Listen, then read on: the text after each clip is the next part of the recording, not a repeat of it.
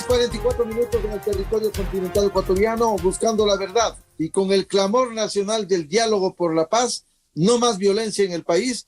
Queremos saludar al presidente de Expoflores, Alejandro Martínez, y decirle que nos haga el primer balance de este golpe, como a todos los sectores productivos, pero al sector florícola, en especial por estas movilizaciones. ¿Cuál es la situación a este jueves? Muy buen día, Alejandro Martínez.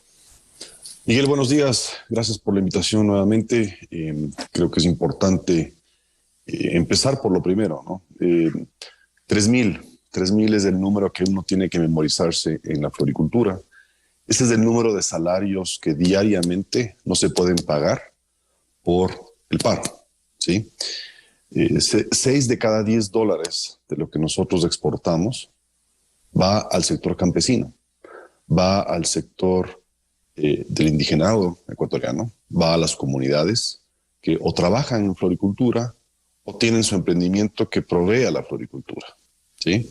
Entonces, si uno se da cuenta que en estos 10 días hemos dejado de exportar 23 millones de dólares, porque esa es la cifra, solo imagínense la afectación real que el mismo indigenado tiene por culpa de unos dirigentes indígenas que lo que no quieren es tener ese diálogo necesario en este país, ¿no es cierto? Necesario para avanzar, sino que lo que buscan es el caos, porque eso es lo que seguimos viviendo y eso es lo que hemos vivido en estos 10 días, lastimosamente.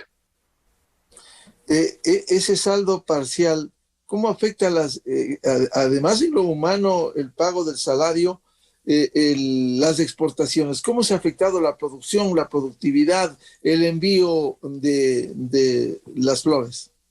Miguel, la afectación es real, evidentemente. Ahorita vamos a tener un hueco importante, digamos, una vez que se supere en teoría el paro. Tendremos un hueco importante en producción porque obviamente no es fácil, ¿no? Es decir, detener la producción no es un tema tan sencillo en flores, es imposible. Pero si se detiene como está pasando ahorita, ¿no? Recuperar toma su tiempo. Creo que lo importante entender es que la afectación de pararle al país, y yo creo que ese es el ejemplo que estamos poniendo nosotros, estoy seguro que otras actividades del Ecuador tienen ejemplos similares, es que la afectación es al mismo sector indigenado, al mismo productor ecuatoriano, al mismo que necesita y requiere no solamente del diálogo, sino exige y requiere que el país ya se deje de tener este tipo de discusiones vía la fuerza, vía imposiciones, ¿no es cierto? Deje de tener una Asamblea Nacional que no funciona para nada, que no discute temas relevantes a temas de competencia, de competitividad real, que es lo que el Ecuador necesita, ¿sí? Sino que estamos discutiendo otras cosas, estamos haciendo politiquería barata en este país. Entonces, es importante entender que lo mismo que el sector indigenado, las bases, están requiriendo en diálogo realmente, ¿sí? Es lo mismo que requiere todos los ecuatorianos, ¿sí? Y no es una cuestión que solamente le depende al presidente de la República. Esto requiere y merece una discusión mucho más profunda, mucho más continua. Para eso existe una Asamblea Nacional en democracia. Lo triste es que en este país la Asamblea Nacional no funciona para eso. Respecto de la salida de la producción, ha habido nuevos bloqueos, ha habido incursiones a las florícolas de gente que pretende que se suspenda el trabajo y se salga a solidarizarse con estas acciones criminales. Sí, lastimosamente en estos últimos días ha habido invasiones ya dentro de fincas en masa, digamos, con números importantes de personas ingresando a las florícolas, obligando a las personas a salir. Te digo, Miguel, ha ido cayendo, o sea, se nota que ya hay una división importante dentro del movimiento de la CONAIE, es decir, creo que muchos del movimiento indígena se están dando cuenta que bien o mal han sido utilizados, ¿no? Han sido utilizados para fines más personales, que es justamente la notoriedad que ha buscado el señor Issa, más que cualquier otra cosa, ¿no? Es importante también entender que el indigenado también se da cuenta que lo que está buscando, esta necesidad, coincide con el resto de ecuatorianos, ¿sí? Y se está dando cuenta que también la forma de hacerlo no es la correcta, ¿no?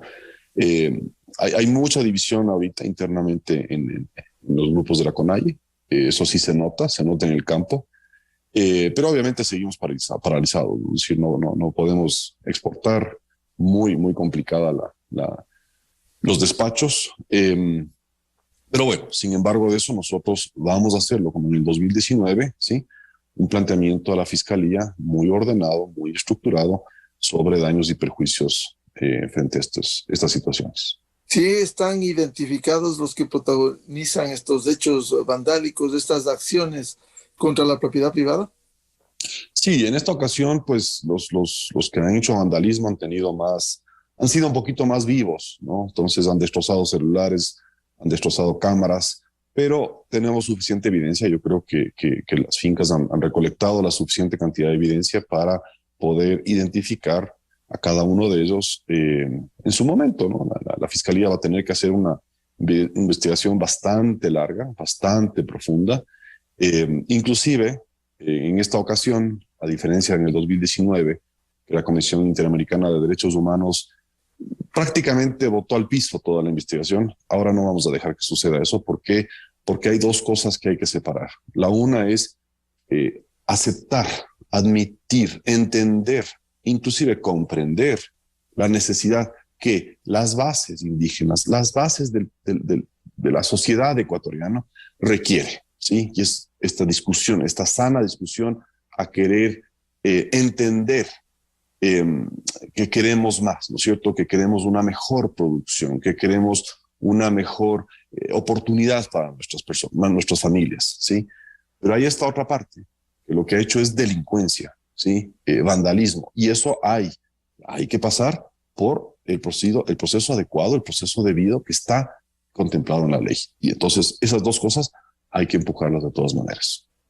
Su mensaje final, señor presidente de Expoflores, Alejandro Martínez, en esta hora difícil por la violencia, en lugar de que haya paz y trabajo.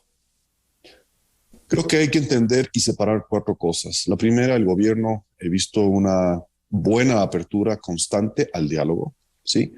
No solamente como invitación, sino también ha aceptado, ¿sí?, estas invitaciones de organizaciones externas. Es decir, tener un mediador tercero, que me pareció muy adecuada a la posición del gobierno. Es una lástima que los dirigentes de la CONAIE definitivamente no quieren dialogar, se nota, es totalmente evidente. Creo que los dirigentes de la CONAIE se están dando cuenta de que se les está virando toda su estrategia, porque ya no solamente es la ciudad de Ambato, la ciudad de Cuenca o la ciudad de Quito que se les está enfrentando ya uno a uno, sino también dentro de su movimiento que, lastimosamente para ellos, pero bien para el país, se están dando cuenta de toda esta falsedad. Bien, al presidente de Expoflores, Alejandro Martínez, y ojalá pronto, lo más pronto posible, vuelva a la relativa normalidad al país, vuelva la paz, vuelva el trabajo. Muchas gracias, Alejandro Martínez. Su atención a la revista de Opinión Democracia. Gracias, Miguel. Buenos días. Muchas gracias. Buscando la verdad y con el clamor nacional del diálogo por la paz, continuamos aquí en la revista de Opinión Democracia, 6:54 minutos. Ya volvemos en instantes con el gerente general de Maceo, la empresa de recolección de la basura en Quito, Francisco Poveda Almeida. La revista de Opinión Democracia se transmite por XFM 92.5 en Quito.